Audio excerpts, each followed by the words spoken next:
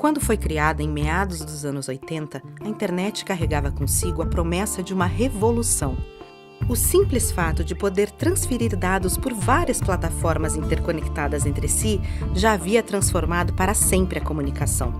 No fim dos anos 80, a chegada do sistema de protocolos WWW e suas possibilidades para transferir arquivos multimídia transformou a internet em uma espécie de utopia possível. Mas a internet que prometia a revolução pelo acesso à informação, pela inovação ilimitada e pelo compartilhamento de conteúdos e ideias de forma irrestrita, ficou na promessa.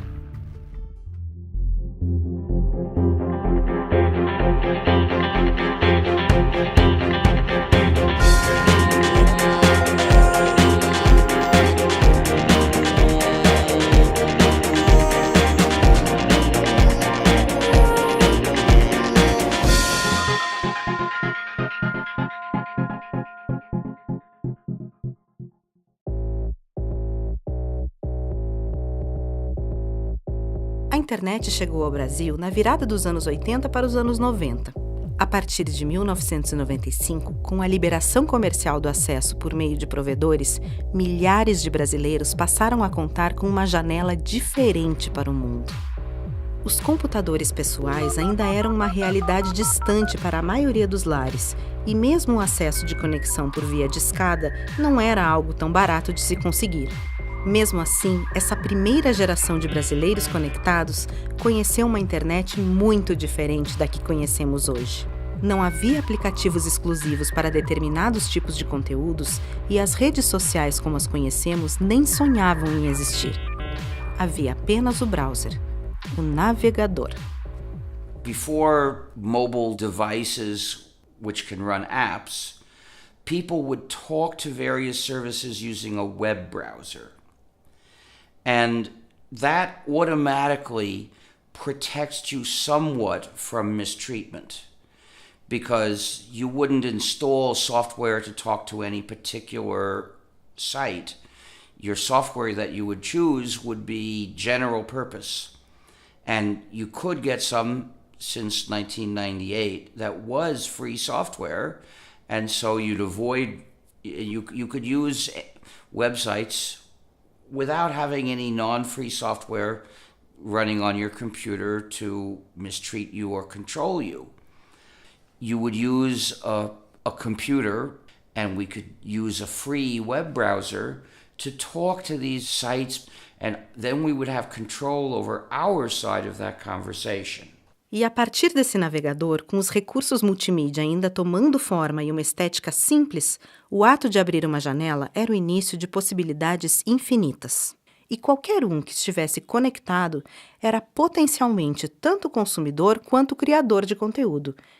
E aí a internet se apresenta como uma possibilidade de realmente virar do avesso o que a gente entendia como acesso à comunicação e possibilidade de produção de informação, de comunicação, de cultura, de conteúdo, porque a internet é o único meio possível de dar conta de toda a diversidade cultural da humanidade. Não existia até então um meio capaz disso, porque, enfim, no jornal você tem um espaço físico limitado, no rádio, na televisão você tem uma grade horária de horas finitas, você tem um limite no espectro magnético de quantos canais você consegue transmitir, e na internet você tem uma infinidade de possibilidades. E você tem também a possibilidade de que a sua notícia, o seu blog, a sua postagem, ela está no ar 24 horas por dia, acessível ao mundo inteiro, assim como o site de uma grande empresa de comunicação. Todo mundo está em pé de igualdade em termos de possibilidade de alcance do que você está fazendo. Com uma conexão de internet você consegue espalhar isso. Então você tem de repente uma cidade isolada que não tinha um cinema, não tinha uma locadora, a rádio local só tocava as mesmas músicas repetidas, e de repente o moleque lá tem a internet, ele tem acesso a toda a filmografia e discografia mundial. E isso abre uma possibilidade incrível desse moleque fazer coisas novas e inovar sem precisar sair dali. So it should be a free space of communication, of information, of exchange, where people feel good, where people can exchange all kind of idea of art, of science, of whatever you can imagine. And this should be a free space. It should be a space where people feel safe, where people can communicate in a free way, in an open way, where people are not attacked, where people are not observed, where people can just have their privacy, can be public when they want. So they should, whatever they do, they should have the possibility to decide if they want to do it public or if they want to do it privately, and whom they want to speak to, and how this information can be shared. This is my idea of the internet as a free open space. Com o passar do tempo, os poderes que controlavam a estrutura física sobre a qual a internet foi construída aumentaram a sua influência para redirecionar a grande rede para um caminho virtualmente sem volta. Grandes aplicações, mantidas por grandes investimentos, passaram a concentrar o conteúdo e controlar o compartilhamento dele. Grandes ferramentas de busca passaram a privilegiar os conteúdos e serviços patrocinados enquanto relegava os demais. Nesse mesmo período, surgiram as plataformas móveis. Os tablets e os smartphones ficavam cada vez mais acessíveis e mais sedutores, e dentro deles, ícones de aplicações fechadas passaram a direcionar o usuário aos conteúdos de forma excludente, onde só se vê o que os seus desenvolvedores acham que deve ser visto.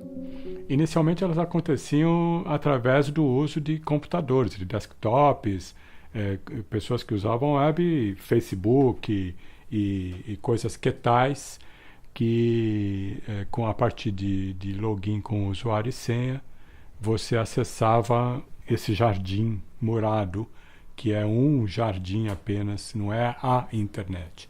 Esse assunto, esse tema, sempre foi muito relevante, porque diferenciava do conceito inicial da internet e da web, né?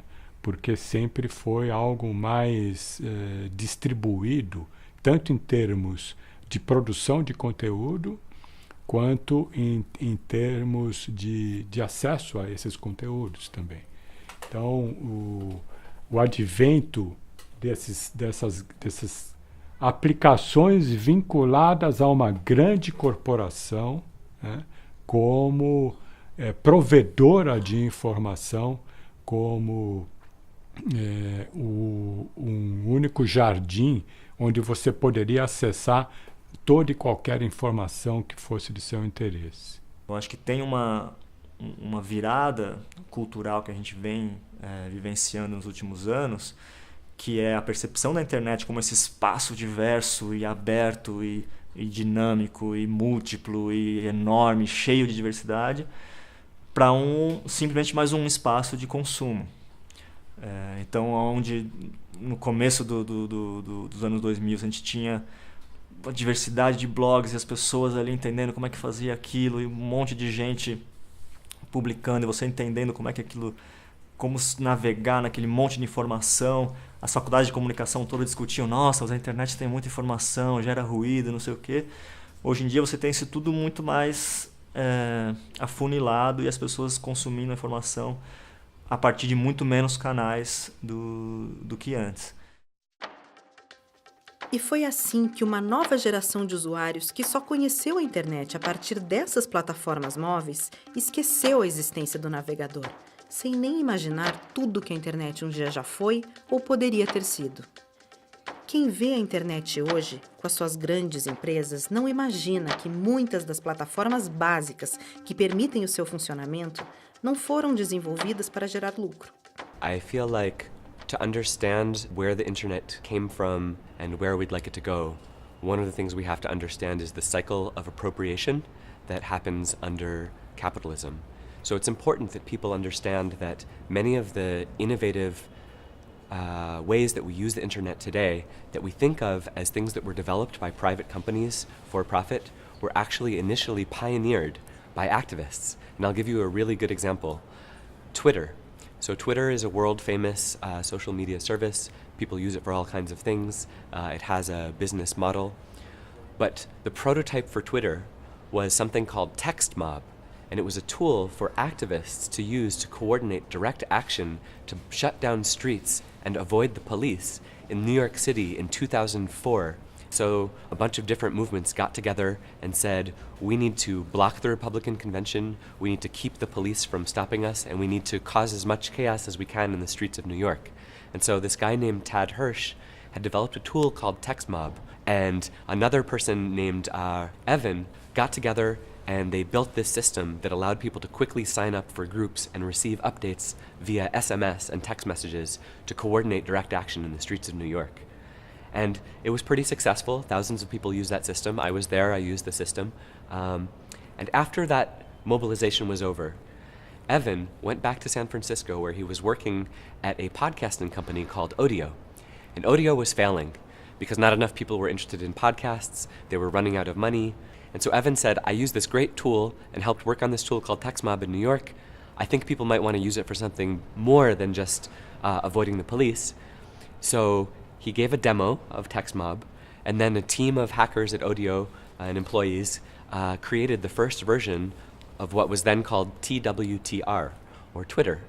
And so the demo design for what is now a multinational, multi-million-dollar company with I don't know how many employees, hundreds or maybe thousands, was actually free software developed by hackers and anarchist activists to fight the police in the streets of New York City in 2004. And there are a lot of stories like that, where the pioneers and the innovators who really created the groundwork for what we now know as the internet, much of that groundwork was laid by hackers and activists working with the global justice movement in the late 90s and early 2000s. Esse ciclo de apropriação que controla a inovação e o compartilhamento de ideias continua a avançar através dos acordos silenciosos entre os que controlam a estrutura física da internet e um seleto grupo de corporações multimilionárias. Para eles, a internet é apenas um negócio lucrativo ou uma forma de controlar a expressão do livre pensamento de acordo com a sua conveniência. Para nós, a internet é muito mais do que isso. Mas ainda que não possamos mais retornar ao ponto do caminho onde a internet poderia ter sido algo diferente, mais rica, mais inventiva e mais diversa, é possível uma outra internet? People's movements come up with interesting new technologies, and then the capitalist system notices them, appropriates them, takes them, turns them into something that can generate capital and extract profit from people's daily activity and sell things back to them. But the cycle of appropriation is a cycle. And so what happens now is that people use tools like Twitter and Facebook and YouTube to document our own social movements and to coordinate action and to shut down streets and avoid the police. So the moral of the story is we shouldn't be surprised that people are using tools like Twitter to fight power, because initially the basis for those tools was something that was developed for decentralized, activism. And so it's a constant cycle. It comes and it goes back and forth. And what I'd like to think is that in the current moment that we're living in, which is a moment of resurgent fascism, explicit white nationalism, the expansion of heteropatriarchal systems and settler colonialism, the continued displacement of indigenous peoples from their lands, the resurgence of this brutal far-right regimes in the United States with Trump and here in Brazil and in many different countries. We're also seeing a resurgence of activism and cross-movement solidarity and technologists and designers and activists working together to create a new layer of tools that we can use to dismantle these oppressive systems and build a more liberatory and just future for all of us. So the cycle of appropriation, hacking, innovation continues so that we can help create a future that we really want to see.